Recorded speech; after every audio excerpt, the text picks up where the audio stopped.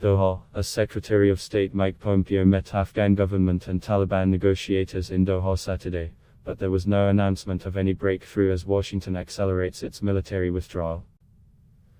Pompeo's visit came in the wake of a rocket attack which struck densely populated areas of Kabul, killing at least 8 people in the latest outbreak of violence in the Afghan capital.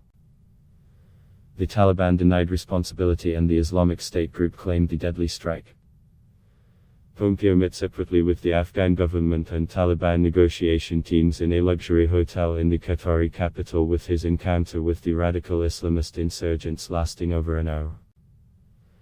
"I would be most interested in getting your thoughts on how we can increase the probability of a successful outcome," Pompeo said as he met the Afghan government side, noting the shared interest in such a scenario. He also met Qatar's ruler, Emir Sheikh Tamim bin Hamad Al Thani, and Mohammed bin Abdulrahman Al Thani, the foreign minister, on his stop in Doha, which is the Taliban's base for diplomacy. But there was no announcement of any breakthrough in talks between the Taliban and the Afghan government ahead of Pompeo's departure. He flew on to Abu Dhabi for the next leg of his 7-nation tour of Europe and the Middle East, as President Donald Trump shores up late-term priorities. Abdullah Abdullah, chairman of Afghanistan's High Council for National Reconciliation, told AFF the government and the Taliban were very close to breaking a deadlock in talks. "We are close, we are very close. Hopefully we pass this phase and get to the substantial issues, including security," he said during a visit to Turkey. Earlier this week, the Pentagon said it would soon pull some troops out of Afghanistan, speeding up the timeline established in a February agreement between Washington and the Taliban that envisions a full US withdrawal in mid-2021.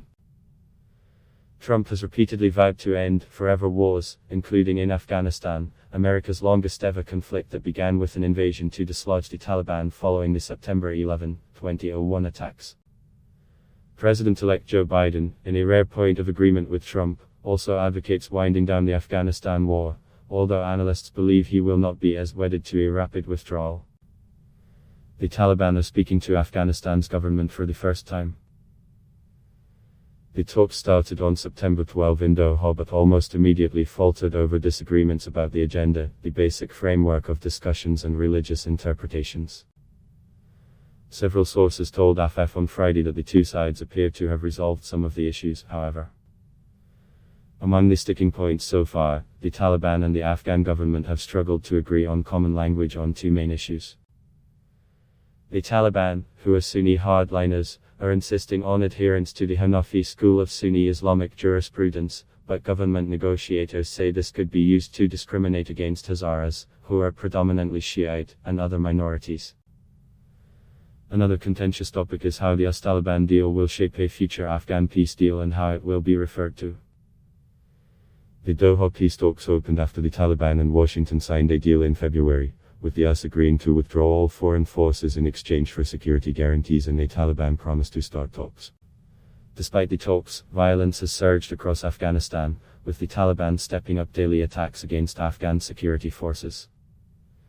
Trump's plan to slash troops by January 15, less than a week before his successor Joe Biden is to be sworn into office, has been criticized in Afghanistan. Saturday's strike on the Afghan capital saw a barrage of rockets slam into various parts of central and north Kabul, including in and around the heavily fortified green zone that houses embassies and international firms.